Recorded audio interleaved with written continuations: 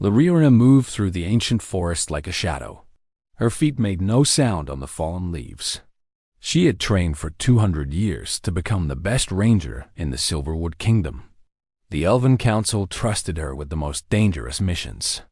Tonight, she was supposed to count the orcs gathering near the Black Mountain Pass. The moon hung low in the sky. Its pale light filtered through the thick branches above her head. Lyrina climbed a tall oak tree and pulled out her seeing crystal. The magical device could show her things from miles away. She pointed it toward the mountain pass and looked through it. Her heart stopped beating for a moment. The valley below the mountain was not a small camp. It was a city of tents. Thousands upon thousands of orc warriors filled the space between the hills.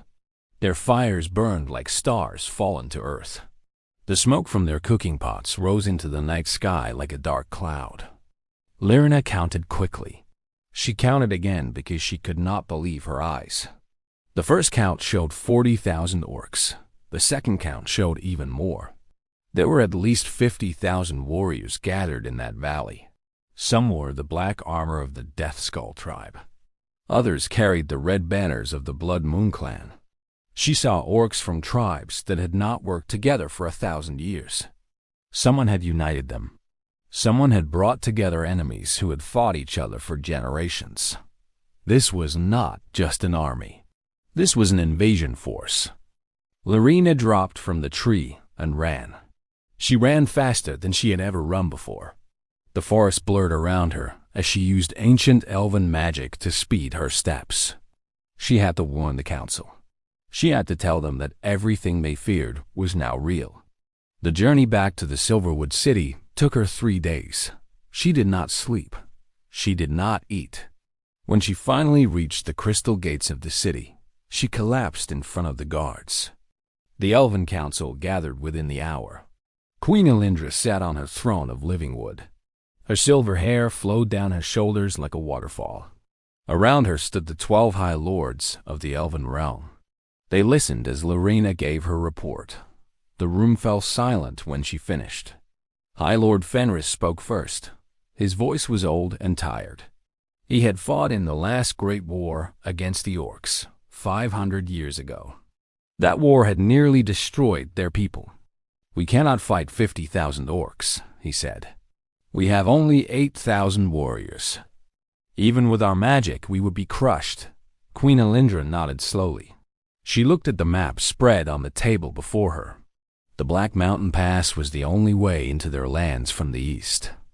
If the orcs came through that pass, they would reach Silverwood City in 2 weeks. "What about the dwarves?" asked High Lady Morale. She was the keeper of alliances. Her job was to maintain friendships with other kingdoms. "The dwarves have their own problems," Fenris replied. "The dragon Blackscale has been attacking their mountain homes. They cannot spare warriors for our cause." "The humans then," Morale suggested. "The kingdom of Westmark has a large army." Several lords laughed at this suggestion. The humans were young in this world. Their lives were short. Their magic was weak. They had only built their first cities a few thousand years ago. What could they possibly do against 50,000 orcs? But Queen Elendra did not laugh. She had met the human king once 20 years ago. King Marcus had been a young man then. His eyes had burned with a fire she had rarely seen in elven eyes. He had spoken of dreams and plans that seemed impossible. Yet she had heard stories since then. Stories of human inventions that seemed like magic but were not. "Send a messenger to Westmark," the queen commanded. "Tell King Marcus what comes. Ask for his help." The lords protested. They said it was a waste of time. They said humans were too weak and too foolish to help against such a threat. But the queen silenced them with a raised hand. Her word was law. Lyrina volunteered to carry the message herself.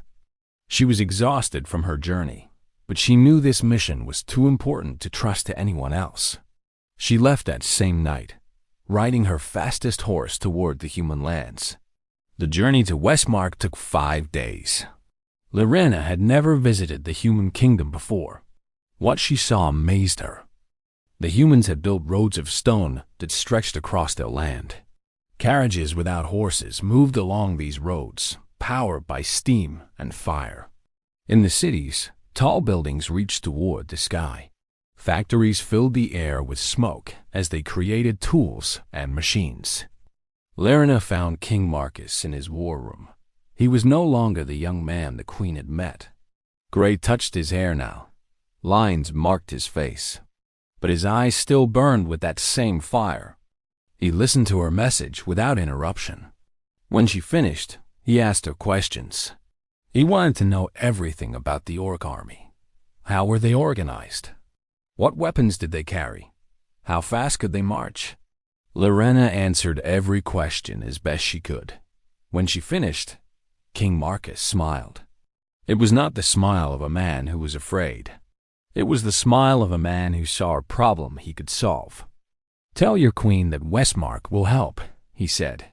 "We will send our army to the Black Mountain Pass. We will be there in 10 days. Larinna felt hope rise in her heart, but also confusion.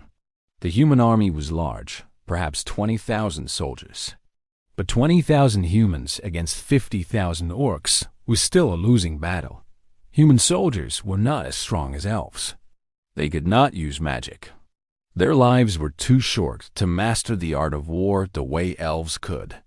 She returned to Silverwood City with the message. The elven lords were surprised that the humans had agreed to help.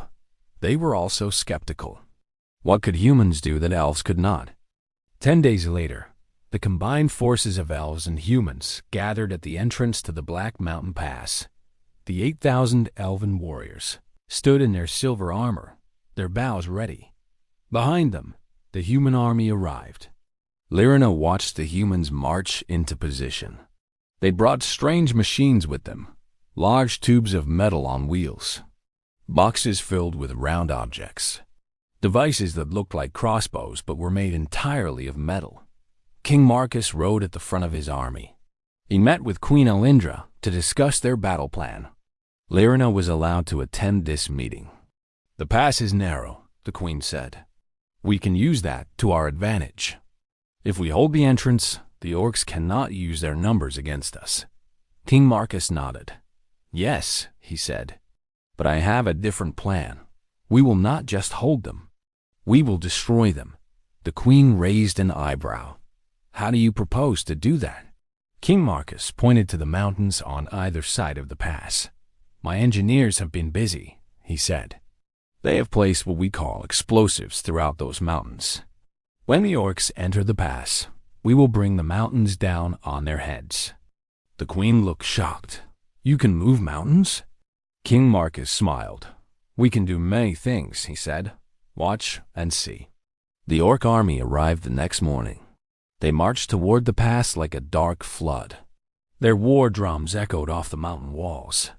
Their battle cries filled the air. The elven archers fired first. Arrows rained down on the orc front lines. Hundreds fell, but thousands more took their place. The orcs charged forward, eager for blood. Then King Marcus gave his signal. The mountains exploded. Larinna had never seen anything like it. The stone itself seemed to catch fire. Massive chunks of rock tumbled down into the pass. The sound was louder than 1,000 thunderstorms. The ground shook beneath her feet. When the dust cleared, the pass was blocked. Thousands of orcs lay buried under the rubble. The survivors were trapped on the other side of the new stone wall. But the battle was not over.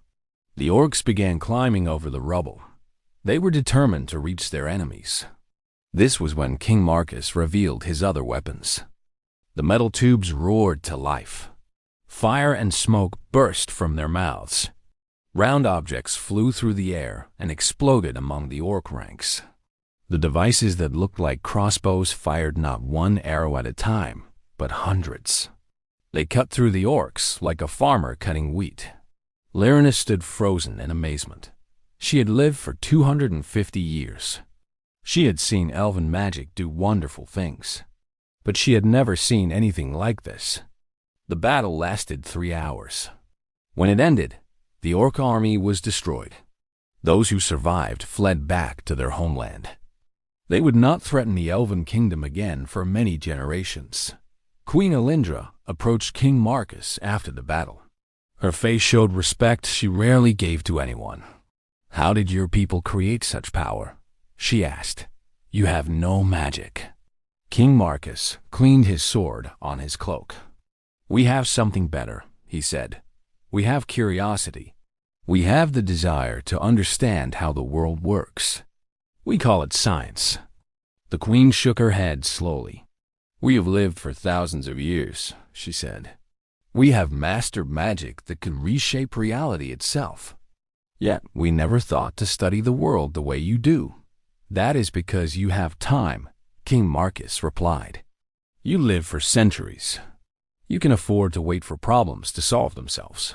We humans live short lives. We cannot wait. We must find solutions quickly, or we die. This makes us creative. It makes us determined.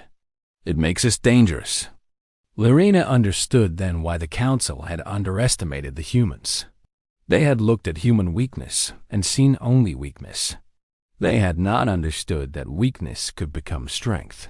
The humans knew they were weak. They knew they could not match elves in magic or orcs in strength. So they had found another way. They had built tools to multiply their power. The alliance between Silverwood and Westmark grew strong after that day. The elves shared their magic with the humans. The humans shared their science with the elves. Together, they built a world that neither could have created alone. Lyrena lived for many more centuries. She saw the world change in ways she never imagined. Flying machines filled the skies.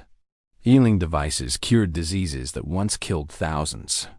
Communication crystals allowed people to speak across vast distances. But she never forgot the lesson she learned that day at Black Mountain Pass. She never forgot watching the human army destroy an enemy that should have been unbeatable. She never forgot the fire in King Marcus's eyes. The humans were not weak. They had never been weak. They were simply different.